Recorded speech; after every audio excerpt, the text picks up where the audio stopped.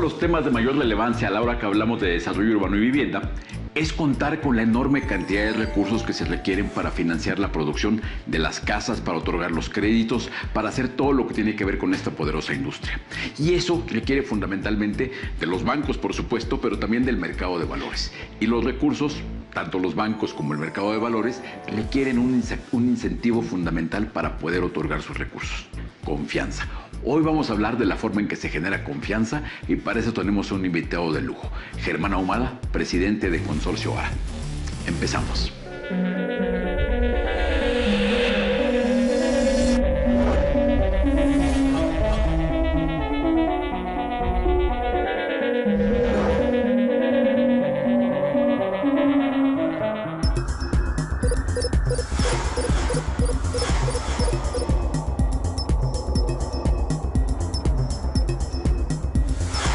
En aras de fortalecer su operación, los empresarios del sector vivienda han diversificado sus fuentes de financiamiento. En este contexto, han encontrado en la Bolsa Mexicana de Valores uno de los aliados más importantes. De acuerdo con datos difundidos por la bolsa, las empresas involucradas con el desarrollo inmobiliario han levantado 43.500 millones de pesos a través de la colocación de certificados de capital de desarrollo, mejor conocidos como CKDs. Estos recursos han permitido la puesta en marcha de importantes proyectos en el sector. De este gran total de financiamiento obtenido, 33.500 millones de pesos ya se invirtieron.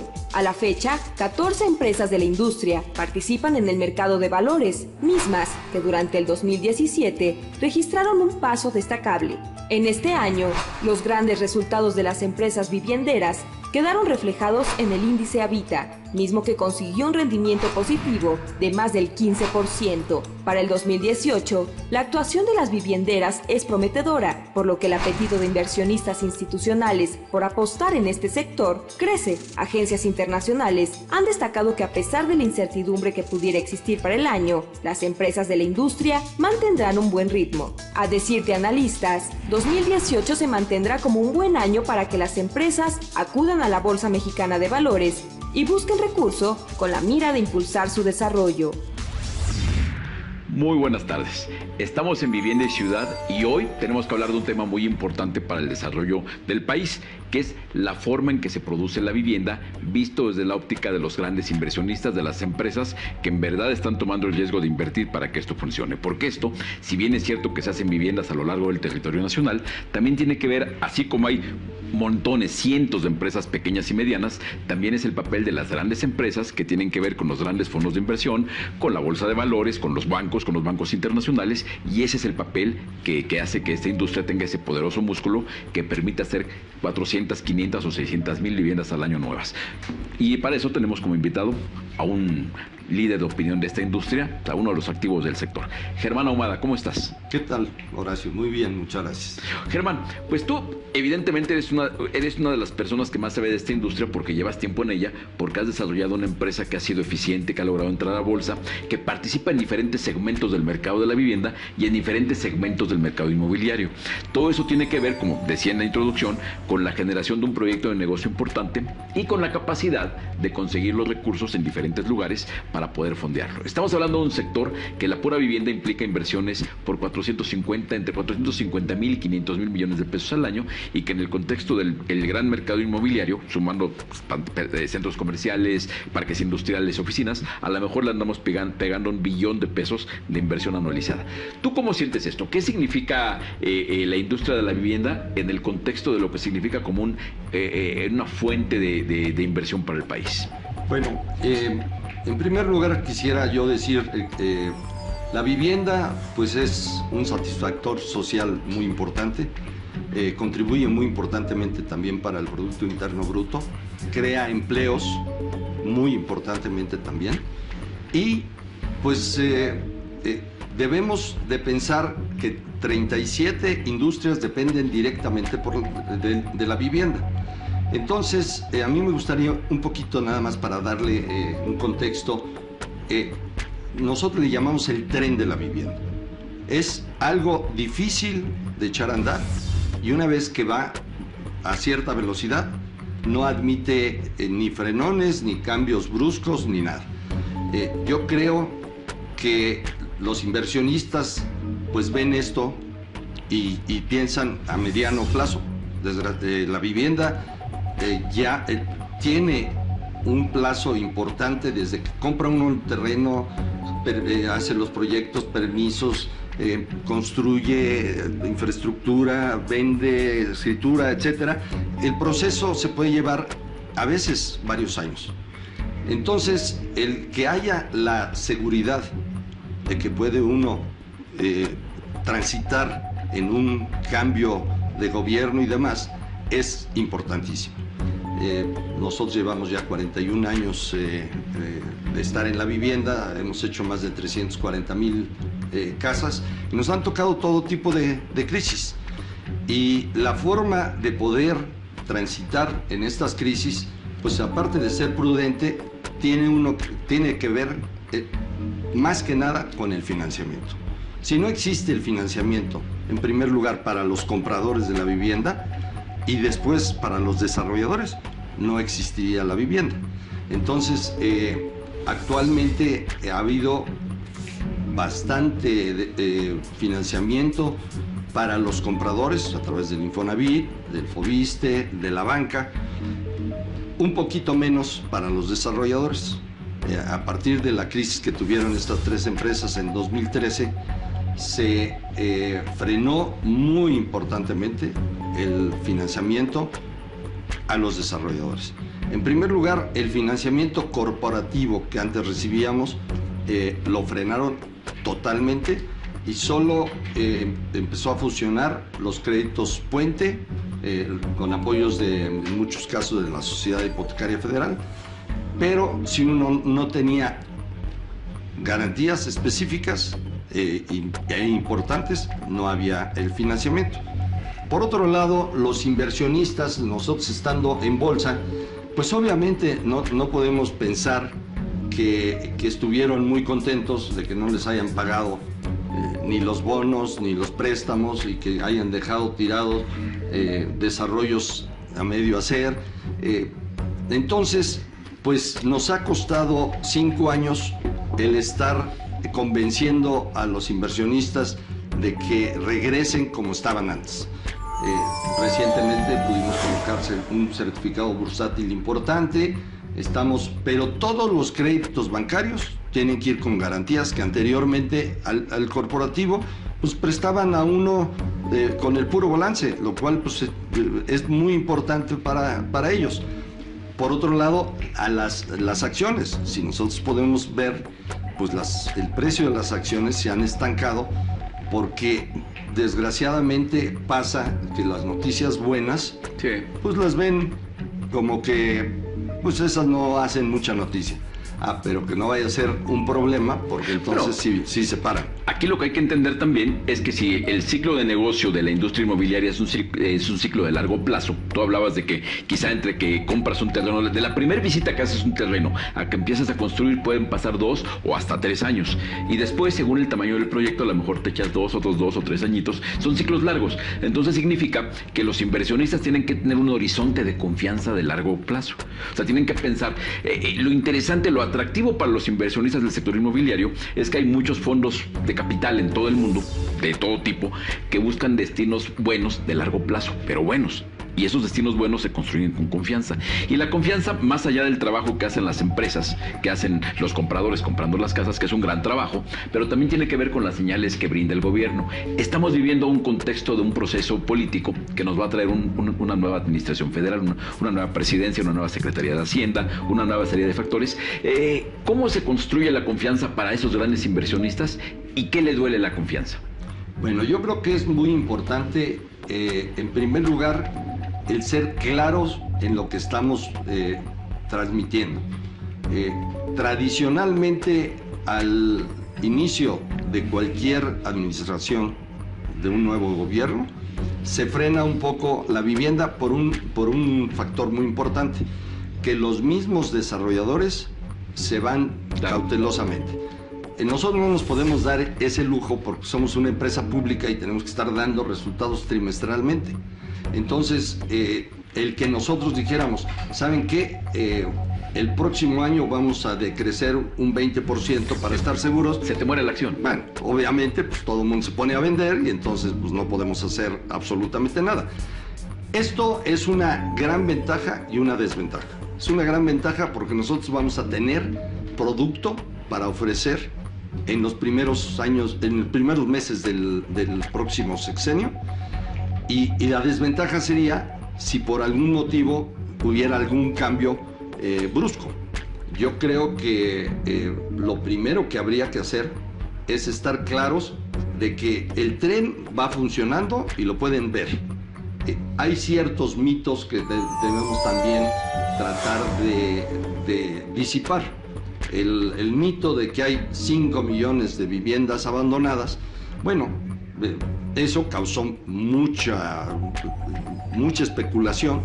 La realidad de las cosas es que puede haber viviendas desocupadas. Claro. Pero quiere decir que si una persona sale de su casa, se va a trabajar, tocan y nadie abre, es una vivienda abandonada para el que fue a verlo. Lo mismo las segundas casas. Entonces, eso debemos de olvidarnos de lo que está pasando. Yo creo que, pues, debo de hablar porque en algunos casos nos preguntan de las viviendas abandonadas de nuestra empresa. Nosotros no tenemos viviendas abandonadas, al contrario, y también nos dicen, es que bajan de valor.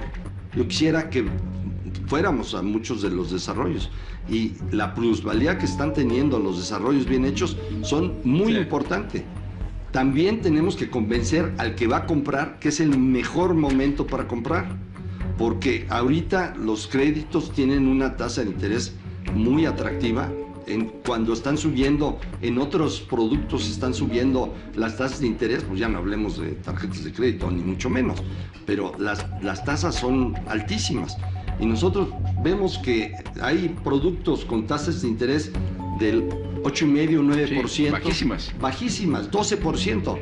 Si nosotros nos remontamos a cuando empezamos, hombre, hace 40 años, bueno, las tasas eran mucho más altas, ya no digamos en el 95, que era el 24% era la tasa normal. Después del error de diciembre se fueron al 45, luego al 75 y terminamos con 110%. Entonces, es en pesos, tasa fija.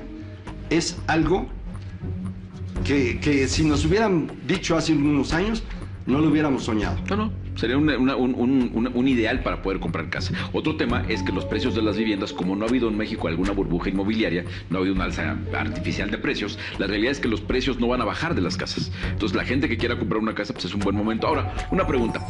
Tú constantemente, como una empresa pública, como presidente de una empresa pública, constantemente te tienes que estar dirigiendo a los inversionistas. ¿Qué te preguntan? Más allá de lo que es la empresa, porque en la empresa obviamente te checan el balance, te checan las metas, te checan lo que tienen que checarte. ¿Qué te preguntan en el contexto nacional? Bueno, en primer lugar, pues la pregunta obligada es ¿qué va a pasar con la vivienda en el próximo sexenio? Como ya decía hace un momento, tiene la gran ventaja que la vivienda es algo que todo el mundo sale ganando. Sale ganando el que compra, sale ganando el gobierno. No hay nada como una vivienda construida formalmente. Lo peor que le puede pasar a un gobierno, ya sea estatal, municipal, es algo invadido o algo construido sin los permisos y sin la planeación adecuada, porque le sale carísimo regularizarlo posteriormente. Entonces, lo que nos preguntan es ¿qué va a pasar con el sector, con el nuevo gobierno? Obviamente no sabemos cuál va a ser el nuevo gobierno, pero nosotros estamos confiados de que realmente va a ser una transición que debe de ser bastante tersa y que debemos de aprovechar la inercia que ya traemos y poder continuar con ella. Habrá que hacer ciertos ajustes y se tienen que hacer pues algunas cosas, obviamente, que se tienen que mejorar, pero como dicen, no hay que pararlo para poder arreglar algo. Si algo está funcionando, déjenlo funcionando y lo vamos haciendo paulatinamente.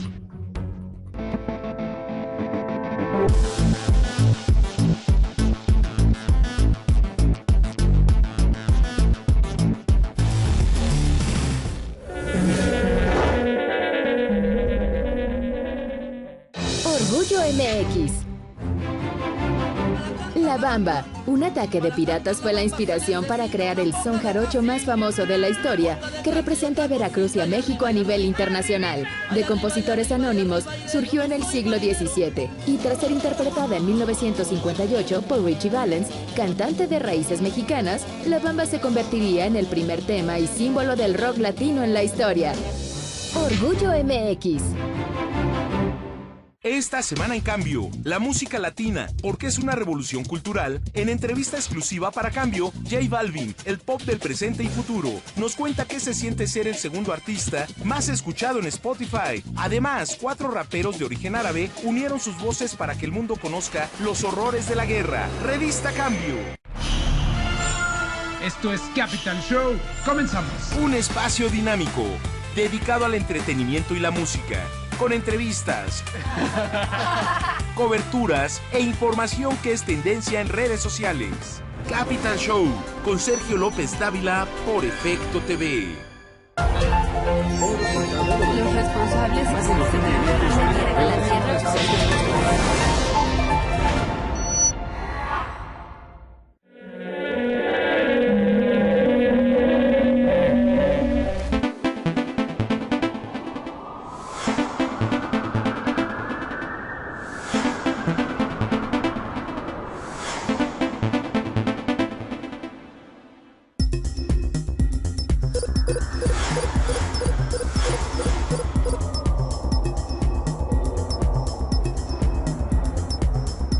El fondeo colectivo para proyectos inmobiliarios podría democratizar la inversión para quienes no tienen la cantidad de dinero suficiente para hacerlo de la forma tradicional, además de que con una inversión mínima se tienen retornos mayores a los instrumentos tradicionales de ahorro e inversión. De acuerdo con diversos especialistas, otra de las ventajas de este modelo de inversión es que los inmuebles han demostrado ser uno de los sectores más atractivos por sus altos rendimientos. También son una inversión relativamente fácil de entender, pues son menos volátiles que otros instrumentos de inversión que hay en el mercado. Sin embargo, quienes consideren hacer este tipo de inversiones deben verificar la solidez de la plataforma por la que invertirían, así como de no hacerlo en un proyecto nada más. Evaluar el modelo de inversión, ya que las plataformas de crowdfunding en México ofrecen diferentes esquemas, como tasa anual fija, rendimiento equity o patrimonial. Ante este panorama, se promulgó la ley para regular a las instituciones de tecnología financiera,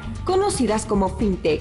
La elaboración de las leyes secundarias está a cargo de la Comisión Nacional Bancaria y de Valores para definir el capital mínimo, los límites de recursos que las empresas podrán mantener a nombre de sus clientes y la información de operaciones que las compañías deberán reportar a las autoridades. De acuerdo con cifras de un estudio realizado por Statista, el valor total de las transacciones de este sector podría alcanzar los 36.439 millones de dólares para este año.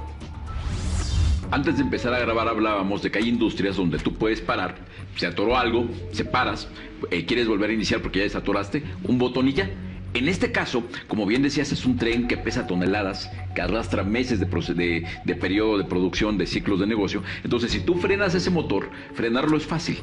Reencenderlo es lo difícil, eso se puede llevar meses, no es nada más, no sería momento adecuado para que la industria sintiera temor y frenara, porque el daño para el país sería terrible en términos de desarrollo económico, en términos de empleos, por supuesto. Muchísima gente vería limitada su capacidad de tener una vivienda y, por supuesto, por una ley natural de oferta y demanda, si hubiera menos casas, las que hay subirían de precio. Sí, por supuesto. Entonces, esa es la parte más importante. Que en el cambio de sexenio se pueda transitar, vamos a ir, como dije hace un momento, tersamente. O sea, existen créditos del Infonavit que están fluyendo bien, créditos de Fobiste, la banca está prestando y ansiosa por seguir prestando. Pues se han utilizado subsidios en algunos de los casos y han fluido también adecuadamente. Entonces yo creo que lo más importante es que podamos hacer un análisis de lo que piensan algunos que no tienen toda la experiencia en la industria, que está funcionando mal. Yo creo que está funcionando mucho más lo bien que hay algo mal. Y lo podemos ver porque cuando ha habido temblores, cuando ha habido inundaciones y demás, lo que está bien hecho, lo formal, lo que tiene un buen trabajo, sigue funcionando bien. Y creo que es importante, tú hablabas hace rato de que cuando hubo una crisis por ahí del 2013, tuvo que ver con malas prácticas, hay que decirlo claramente, de 3 empresas. No fue un problema que fuera un problema de todo un sector, aunque las consecuencias a veces en percepción sí se sintieron en todo lo que es vivienda. Pareciera, la vivienda tuvo problemas. Bueno, no, la vivienda no tuvo problemas. Tuvieron problemas 3 empresas que claramente tuvieron problemas porque hicieron algunas cosas mal. Entonces yo creo que en este momento, ¿tú cuánto hace que colocaste la más reciente emisión de ARA? Bueno, como certificado bursátil fue hace aproximadamente 3 meses. Y les fue espléndidamente. Y nos fue muy bien. ¿Qué quiere decir? Nos acaban de subir la calificación, tenemos A+. Entonces, la realidad de las cosas es que los mismos calificadores están viendo con buenos ojos lo que va a pasar. Yo temía, porque nuestros números y nuestro balance da para la calificación. Ya nos estaban diciendo el año pasado pero es la percepción, que nos iban a subir la calificación. Pero yo decía, híjole, a lo mejor nos van a decir, nos vamos a esperar a ver qué pasa en el próximo año. Porque la percepción es lo terrible. O sea, ARA ha sido una empresa que tradicionalmente nunca ha dejado de tener buenos números. Sin embargo, siempre está sujeta a ver qué pasa con la percepción. En este momento creo que es una buena noticia el ver que la percepción es favorable, si no hubieran colocado. La percepción es favorable si no hubieran tenido esa alza en calificación. Y estamos viendo que en este momento el conjunto de empresas públicas, obviamente descontando a las 3 que tuvieron problemas, descontando a Sale que salió, pero digamos que Vinte va bien, Cadu va bien, Haber va bien, empresas Ruba están haciendo, va bien. Ruba va bien, y otro tipo de operaciones que se han hecho, las más recientes emisiones que tuvieron Foviste y en su caso cuando la tuvo Infonavit, también salieron bien. O sea, digamos que lo que está pasando con la llegada de inversión al sector, podría haber más llegada de capital, pero se requiere que haya la claridad, la contundencia de los nuevos programas de gobierno. Habrá que ver, ahorita lo que es un hecho es que está habiendo confianza para mantener el paso. Lo que habría que ver es las nuevas señales que generen la confianza, que permita acelerar el paso y atender las nuevas metas, porque es un hecho, cabe esperar que la nueva administración reajuste sus metas, ¿no? Así es. Y es muy importante también la comunicación. En algún momento, tú recordarás cuando íbamos al Mexican Housing Day, que se hacía cada año, que en un par de ocasiones el mensaje que fueron a dar las autoridades, aunque era cierto, no lo manejaron adecuadamente y los inversionistas no le entendieron y se espantaron. Y al día siguiente pues hubo pánico. Entonces es muy importante que sepan de que lo que se dice aquí en algún momento lo transmiten y en Edimburgo, en Nueva Zelanda, en algún lugar va a repercutir. Qué bueno que lo dices, porque eso es muy importante en este contexto político, donde al calor de las campañas se pueden decir cosas que ojalá que los que están hablando en los medios políticos entendieran que lo que hablan no es únicamente para el electorado, también lo pueden leer analistas financieros, inversionistas, y lo que se dice al calor de un meeting, a lo mejor lo están escuchando en Londres, y eso puede incidir en una decisión de un inversionista. Así es. Yo recuerdo, la realidad es que estamos trabajando para que regresen, porque anteriormente, cuando nosotros salimos a bolsa, que fue hace en el 96, que hay que acordarnos, digo, el 95 ha sido la peor crisis que nosotros hemos tenido de la historia. Y tuvimos que cambiar nuestra deuda a UDIs y pensábamos, bueno, para que nos vuelvan a prestar va a pasar muchísimo tiempo. Curiosamente fuimos la primera empresa, no del sector, de México, que hicimos una colocación pública inicial, que fue en 1996, tan solo un año después de la crisis. Pero es porque ya llevábamos varios años platicando con ellos y vieron que a pesar de la crisis pudimos transitar adecuadamente. Pero muchos de los inversionistas de Edimburgo y de Londres, pues no les pagaron en el 2013, se retiraron. Estamos a tiempo de que con este cambio de administración se abra la puerta para que las autoridades entiendan que en un futuro cercano, en los próximos meses, en los próximos 2 años, en el periodo muy cercano, habrá que recurrir a grandes capitales y en consecuencia habrá que preparar planes que además de atender las necesidades internas, habrá que plantear qué es lo que quieren escuchar los grandes analistas. Porque a fin de cuentas, este es un sector que si queremos generar el más de 1 millón de acciones de viviendas, las más de 500,000 viviendas nuevas que se requieren cada año y queremos hacerlo bien, también se requiere tener en cuenta que vamos a necesitar grandes capitales y eso tiene que venir del mercado financiero. Y ese mercado financiero se consigue con confianza. Germán Ahumada, muchísimas gracias como siempre por estar hablando de esta industria que tanto se requiere en este momento para construir la fortaleza que se requiere. Gracias. Y bueno, seguiremos hablando de esto que se requiere para construir un mejor sector vivienda. Gracias, Germán. Al contrario, muchísimas gracias por la oportunidad. Y bueno, esta es una emisión de Vivienda en Verde donde, insisto, tocando los temas estructurales del sector, tenemos que hablar de cosas como esta. De dónde vienen los recursos y cómo le podemos hacer para que estén garantizados, para que en el futuro tengamos el flujo necesario para que se atienda la necesidad de vivienda de millones de mexicanos. Muchas gracias, nos vemos la próxima semana.